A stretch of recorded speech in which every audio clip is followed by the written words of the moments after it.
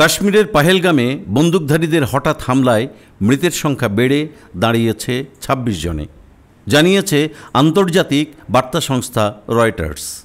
এখন পর্যন্ত এই হামলার দায় কেউ স্বীকার না করলেও ভারতের কেন্দ্রীয় গোয়েন্দা সংস্থাগুলোর সন্দেহ এর পেছনে থাকতে পারে দ্য রেজিস্ট্যান্স ফ্রন্ট TRF।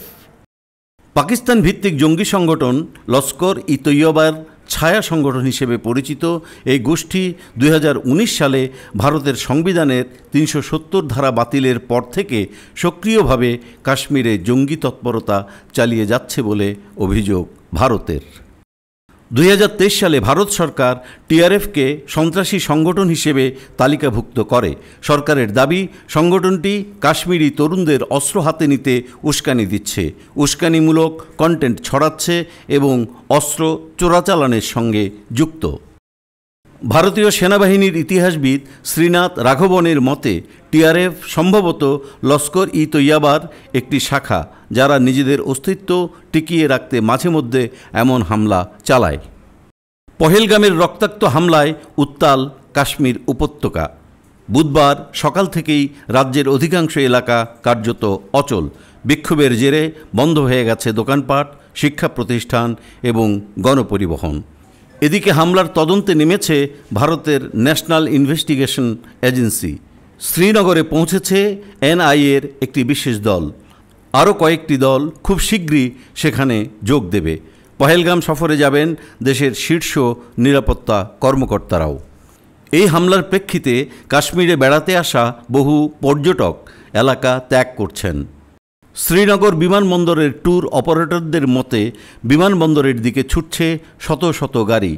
তবে BBC সাংবাদিক ইয়োগিতা লিমাই জানিয়েছেন, হামলার খবর জানার পরেও অনেক পর্যটক তাদের ভ্রমণ পরিকল্পনা বাতিল করেননি। অন্যদিকে দিল্লি থেকে আসা বেশ কিছু ফ্লাইট ছিল অনেকটাই ফাঁকা।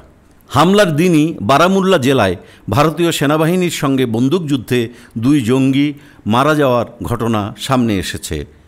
ঘটনাটি ঘটেছে পহেলগাম থেকে প্রায় ১৪০ কিলোমিটার দূরে, নিয়ন্ত্রণ রেখার কাছাকাছি।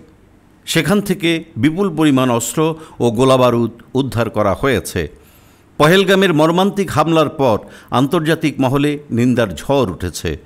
জাতিসংঘ মহাসচিব আন্তোনিও গুতেরেস এই হামলার তীব্র নিন্দা জানিয়ে বলেন, সাধারণ মানুষের উপর হামলা কোনোভাবেই গ্রহণযোগ্য নয়।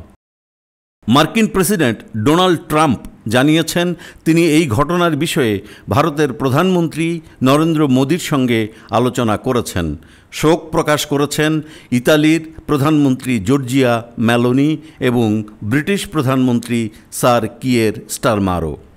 সংযুক্ত আরব আমিরাতের পররাষ্ট্র মন্ত্রণালয় এক বিবৃতিতে জানিয়েছে, তারা সব ধরনের সন্ত্রাসবাদ ও সহিংসতাকে ঘৃণা ও প্রত্যাখ্যান করে। এই নৃশংস হামলা কাশ্মীরের বর্তমান নিরাপত্তা পরিস্থিতি ও রাজনৈতিক বাস্তবতাকে নতুন করে প্রশ্নের মুখে দাঁড় করিয়েছে। গোটা বিশ্বের নজর এখন পহেলগামের দিকে।